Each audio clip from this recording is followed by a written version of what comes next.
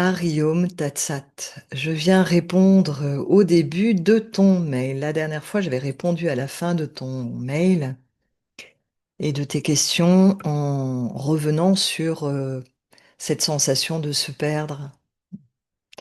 Et aujourd'hui, le début de ton mail traite des désirs. Alors, je vais déjà lire tout ce que tu dis et revenir dessus. Dans tes partages, j'ai compris qu'avoir des désirs n'est pas le problème.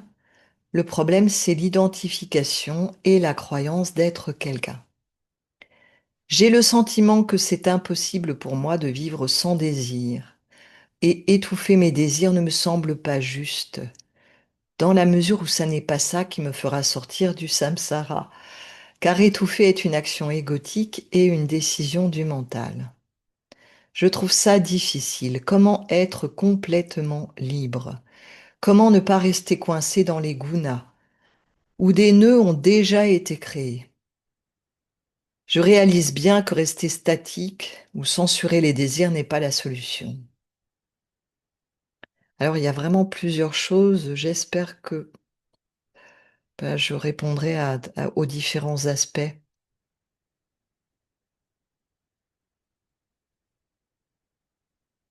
Effectivement, les désirs ne sont pas le problème. Or, ton mail tourne autour des désirs comme étant un problème. Donc, mon invitation n'est pas de faire la guerre avec les désirs, de se prendre la tête avec les désirs. Qu'est-ce que j'en fais? Qu'est-ce que j'en fais pas? Mais de voir d'où émergent les désirs. Est-ce qu'ils émergent d'une conscience identifiée à être quelqu'un, ou est-ce qu'ils émergent de la conscience de vie des Nedgers que nous sommes, des consciences énergies de vie que nous sommes? Donc de ta roue de naissance du paradharma ou de la roue de naissance de quelqu'un du svadharma, de cette roue qui en fait n'existe pas parce que il n'est personne qui soit autre que la manifestation du divin. Et effectivement, la difficulté, c'est que la majorité des êtres humains, or pour beaucoup, Dieu fait pas partie, ou quel que soit le mot qu'on mette, hein, de leur vie. Et pour les êtres qui sont dans la vie spirituelle, euh, pour beaucoup, il existe cette scission Dieu et moi. Et pour d'autres, j'ai eu une question, donc j'aurai plaisir à y répondre. Je vais y répondre à votre email sur est-ce que c'est juste de dire que je suis Dieu? Et là, il n'est pas question non plus de cela. Donc, en fait, il y en a de trois sortes. Les êtres qui prétendent être Dieu en étant incarnés, hein, un homme, une femme qui dit je suis Dieu. Et d'autres à l'opposé qui disent non, non, moi, je ne suis pas Dieu, je suis moi et je vais chercher Dieu. Donc ils sont identifiés à être quelqu'un, et puis d'autres personnes qui se posent même pas la question, quoi, qui sont juste quelqu'un. Donc d'où émergent tes désirs? Alors j'ai déjà la réponse par la formulation hein, de ton mail, bien évidemment. C'est pourquoi? Parce que dire que ce n'est pas en étouffant, alors, j'ai plus les termes exacts, je vais les remettre devant moi. Alors, étouffer mes désirs ne me semble pas juste dans la mesure où ça n'est pas ça qui me fera sortir du samsara. Étouffer est un acte égotique, une décision mentale. Oui, mais croire que je, Bibi, va sortir du samsara, ça c'est vraiment la vision égotique. Alors, je sais que j'ai parlé de sortie du samsara, mais j'ai pas encore expliqué ce que c'est. Donc, ce sont que des mots qui sont saisis par le mental et qui se dit, waouh, une nouvelle exploration. Jusque-là, c'était découvre ta véritable nature, le jeu, Et maintenant, ça va être, on va sortir du samsara, comme si à chaque fois, c'était un nouvel état à atteindre ou aller quelque part, alors que pas du tout. Réaliser notre véritable nature, c'est accepter notre véritable nature qui a toujours été là. C'est arrêter de courir, justement. Sortir du samsara n'est pas aller quelque part qui serait la sortie du samsara. C'est arrêter de nourrir le samsara. Du coup, naturellement, il n'y a pas de samsara. C'est plutôt la dissolution. Mais ça, je reviendrai dessus. C'est pas le grand thème du jour, mais pour te dire que dans la manière d'exprimer, on voit toujours la conscience de vie qui s'exprime. Si elle est identifiée à être quelqu'un ou si elle est libre de cette croyance-là.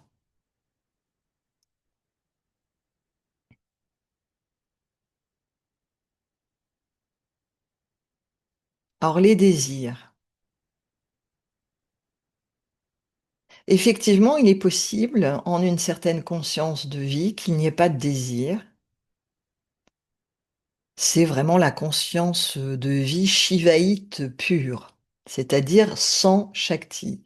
Dans le mythe de Shiva, c'est lorsque Sati, la première épouse de Shiva, s'immole par le feu et Shiva se retire du monde manifesté. Et on dit qu'il entre en état de méditation. Donc il est complètement retiré du monde sans Shakti. Donc en cette conscience shivaïte pure, c'est-à-dire pas de Shakti, pas d'énergie, il n'y a pas de mouvement. Et certains parmi vous me l'ont déjà partagé.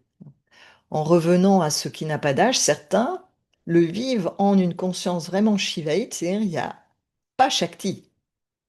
Ils me partagent, mais il n'y a même plus de vie. Il n'y a pas de vie. C'est comme un étang, un immense étang ou espace lumineux, mais il n'y a pas de vie, il n'y a pas de mouvement, il n'y a rien. C'est la paix, une forme de paix, mais c'est comme si le temps est en suspens, en fait, comme si la vie est en suspens.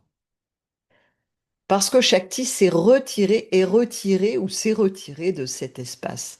S'est retiré parce que Sati s'est immolée, donc elle s'est retirée, et Shiva se retrouve dans cette conscience pure, sans Shakti. Et effectivement, dès lors que Shakti s'est retiré, il n'y a pas de désir. Alors cette conscience-là, chez certains qui me l'ont déjà partagée,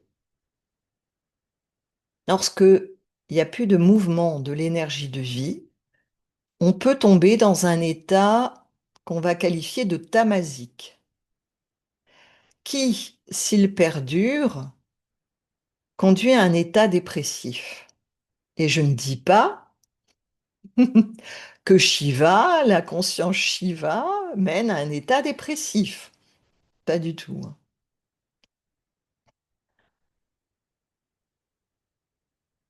Lorsque votre conscience ne se pose pas sur l'aspect lumineux shivaïte, mais plutôt sur l'aspect de non-vie qui se manifeste, de vie en suspens, alors Tamas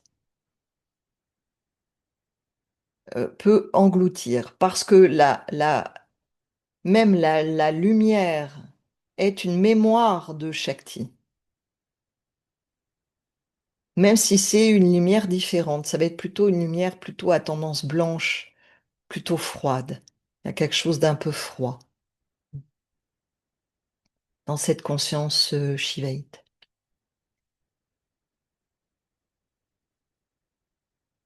Donc il est tout à fait possible de vivre plus ou moins longtemps en cette conscience-là et en laquelle il n'est pas de désir. Et lorsqu'il n'est pas de désir, qu'il n'y a pas de vie, c'est l'histoire que je vous partageais dans un précédent partage, une précédente vidéo, C'est Parvati qui veut prouver à Shiva que si Shakti se retire, il n'y a plus de vie. Si Shakti se retire, la vie se désagrège, pas dans une dissolution libératrice, mais dans une souffrance, dans un manque, une aridité, une sécheresse, un dépérissement déjà tamasique et puis dépressif pour un être humain.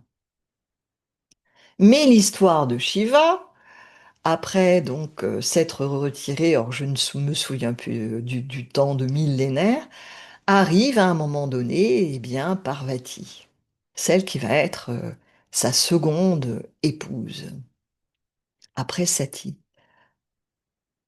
Et Shiva, la conscience, va être mise en mouvement par la présence, qui n'est pas juste à côté, hein, de Parvati, mais qui est incarnée. Parvati est là, peut-être à des milliers de kilomètres, mais elle est là. Elle est incarnée. Et la conscience Shiva commence à être en mouvement par Shakti. Et apparaît le désir d'aller à la rencontre de Shakti, ce désir primordial que nous portons tous d'union,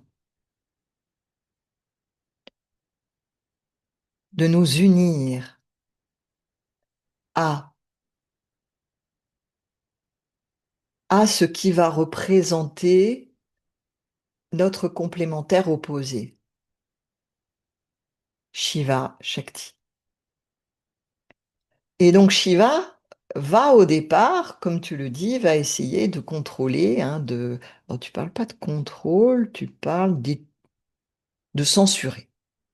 Bon, je pense pas qu'il censure, mais enfin, par une pratique, par une concentration, par un non-attachement, repousser Shakti, les désirs vont être repoussés, mais Shakti étant éveillée en Parvati, c'est une Shakti éveillée, eh ben, à un moment donné, Shiva va sortir de son état méditatif et partir à la rencontre pour voir qui est Parvati. Quelle est cette Shakti qui l'a sortie de sa méditation? Donc il existe deux types de désirs. Ce désir d'union que nous portons tous, qui est un désir divin, c'est le désir Shiva. Shiva s'unir à Shakti, le désir de Parvati s'unir à Shiva. C'est le désir le plus universel possible qui a donné naissance aux hommes et aux femmes. Vous êtes né, tu es né de l'union de papa et de maman qui, dans le meilleur des cas, se sont aimés ou en tout cas ont aspiré à s'unir et de leur amour est né bébé, la création. Donc nous avons tous en nous ce désir d'union. Mais d'où émerge ce désir? Est-ce que c'est de ta roue de naissance véritable, c'est-à-dire qui n'est pas celle de quelqu'un qui se vit coupé qui se vit coupé de Dieu ou qui se prend pour Dieu? Parce que ça, c'est un autre aspect que j'ai pas encore traité, mais que je traiterai en répondant à un autre email qui m'a été adressé. Je reviendrai dessus. Parce qu'il n'est pas question de cela ici. Il n'est pas question de la vague qui va se prendre pour l'océan, mais de la vague qui réalise qu'il n'est que l'océan, qu'elle est constituée d'eau. Mais elle n'a pas prétention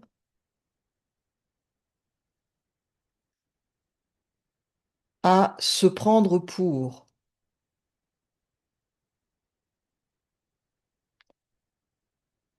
Parce que dans ce cas-là, n'a pas été remis en cause l'ego-je, qui devient un ego spirituel. Donc là, on est dans la voie d'éveil des vibrations 4. Toi qui as suivi le second pas, je pense que ça te dira quelque chose. Donc, il n'est pas question de cela. C'est pas du tout mes invitations. de nous prendre pour Dieu en étant encore quelqu'un, mais de réaliser qu'il n'est que cela, à travers des formes diverses, jusque à travers un homme, une femme.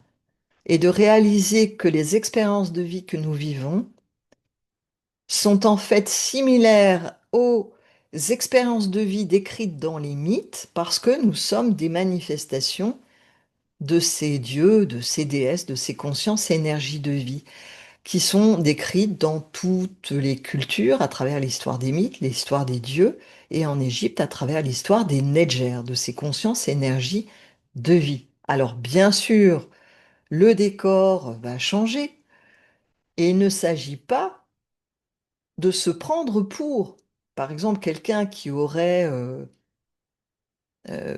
Chou, la vibration 31 dans sa roue de naissance, il n'est pas question de se prendre pour le dieu Chou. Il n'est pas question de se prendre pour, ayant la vibration 3, de se prendre pour Isis ou de se prendre pour Bess si on a une vibration 44 ou 22 dans notre roue de naissance. Mais de réaliser que ce sont ces consciences énergies de vie qui vont aspirer à se manifester. Et il y a forcément des désirs de manifestation qui vont apparaître, qui vont être différents pour euh, chacune de ces Nedgers, et puis en plus en fonction où c'est situé, en fonction des cycles de la vie. C'est le script originel de la véritable roue de naissance, donc du paradharma, mais qui ne s'adresse pas à quelqu'un d'identifié. C'est la raison pour laquelle je ne peux pas lire de roue de naissance tant qu'il y a encore quelqu'un qui se croit être quelqu'un et qui essaye, en restant quelqu'un, de, euh, de manifester une vie de Dieu ou de déesse.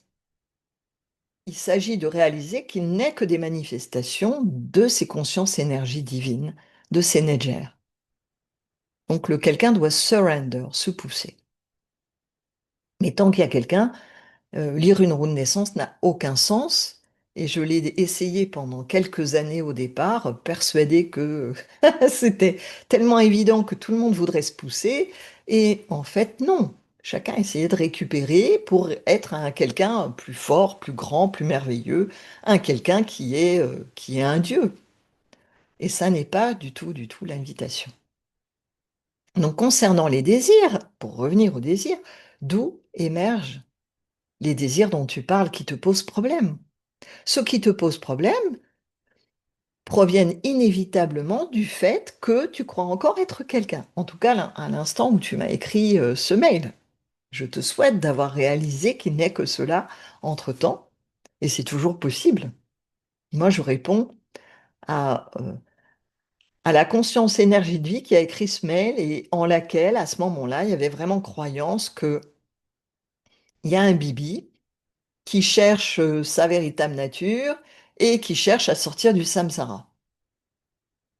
Et donc, l'invitation est de réaliser que tous les désirs de Bibi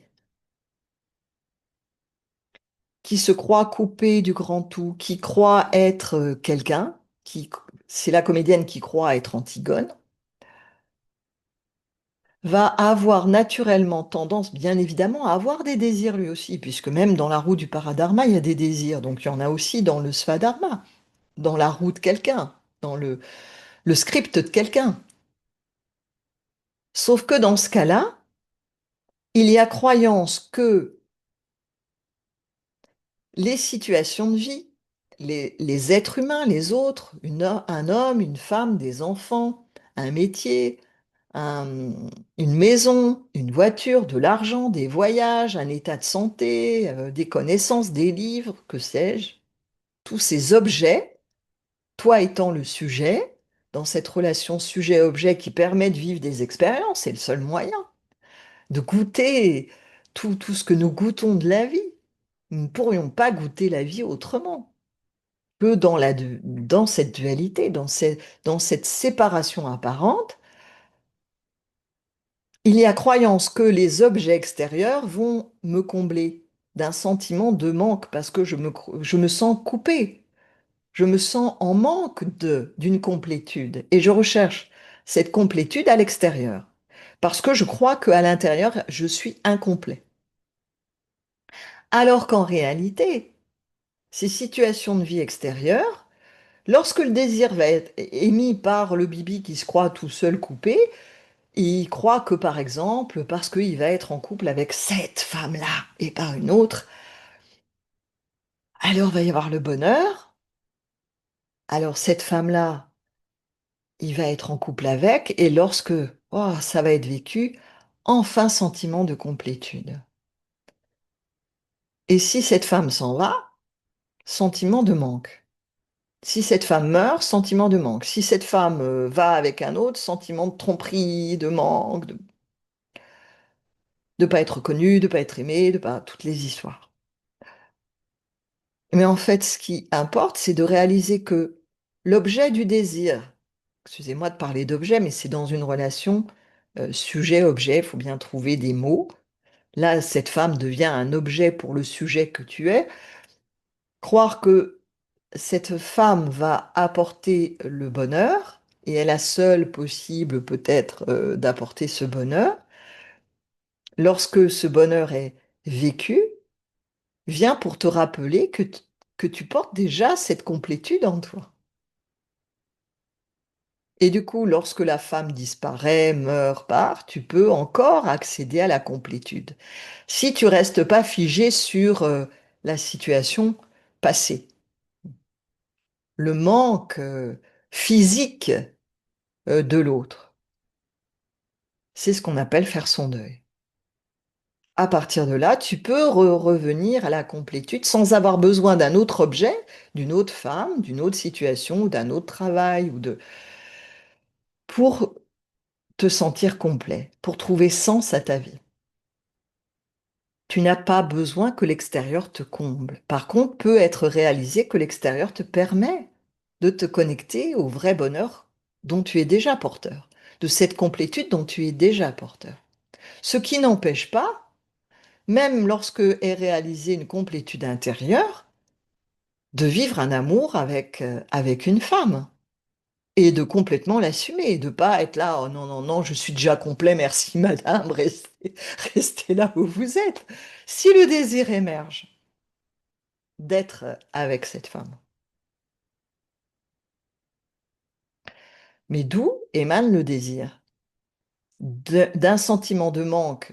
C'est évident que même lorsque le désir sera comblé, là j'ai pris l'exemple de s'unir, parce que c'est vraiment un désir primordial que nous avons, celui de nous unir. C'est ce désir qui nous pousse dans la vie spirituelle, nous unir à Dieu. Mais nous le vivons à un niveau plus condensé, plus humain, de nous unir à un homme, à une femme. Et de donner naissance à notre manière à l'univers en donnant naissance à un enfant. En fait, c'est tout le processus de la création qui apparaît ici à travers nos vies. Il s'agit uniquement de voir nos vies autrement, de réaliser quelles sont l'expression de ces consciences énergies de vie, que ce qui se vit au niveau du cosmos se vit au niveau de nos vies humaines.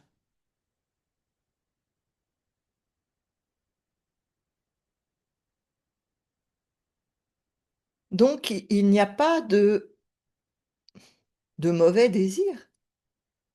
Il n'y a pas de problème avec les désirs.